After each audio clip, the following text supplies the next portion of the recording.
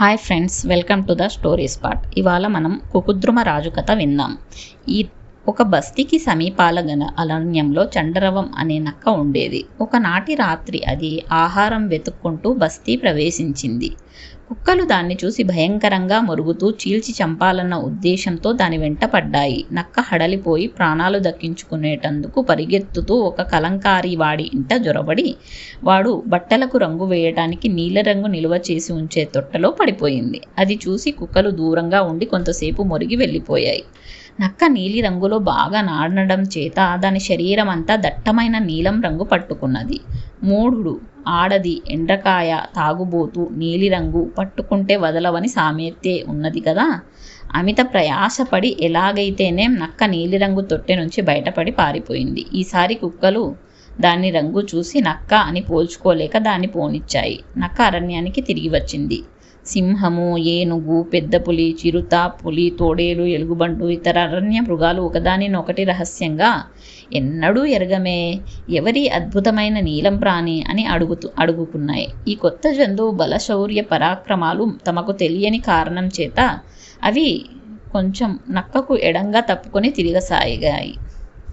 తనను చూసి ఇతర జంతువులు భయపడుతూ ఉండడం చూసి చండరవం, ఓ వన్యమృగాల్లారా, నన్ను చూసి ఎందుకు బెదిరిపోతున్నారు? మిమ్మల్ని పాలించడానికి రాజు లేడని గ్రహించి ఇంద్రుడు మీకు రాజుగా ఉండి మిమ్మల్ని కాపాడడానికి నన్ను పంపాడు. అందుకే నేను వచ్చాను. నా పాలనలో మీరు క్షేమంగా ఉండండి.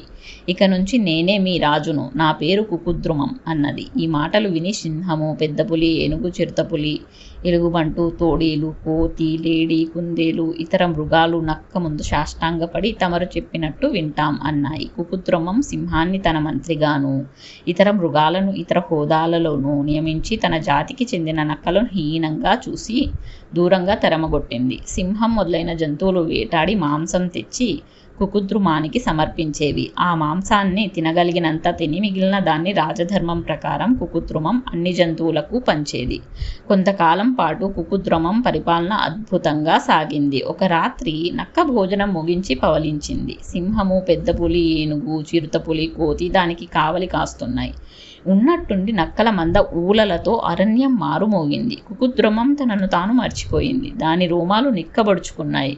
ఉద్రేకంతో దాని కళ్ళలోకి అశ్రులు దిగాయి.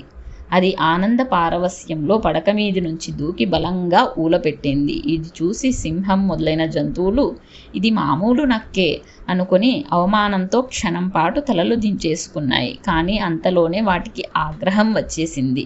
ఈ క్షుద్ర జంతువు మన సేవలు పొందుతుందా? దీన్ని చంపాల్సిందే అని అవి అనటం విని నక్క తప్పించుకు పారిపోయింది. కానీ పెద్ద పులి దాన్ని పట్టుకుని చీల్చి చంపేసింది. ఫ్రెండ్స్, ఈ కథ మీకు నచ్చిందా? ఒకవేళ ఈ కథ మీకు నచ్చితే లైక్ చేసి, షేర్ చేసి, కామెంట్ చేయండి. మీకు ఇంకా ఇలాంటి మంచి మంచి కథలు చెప్పాలంటే ఎలాంటి కథలు చెప్పాలో నాకు కింద కామెంట్ బాక్స్లో పెట్టండి. Thank you.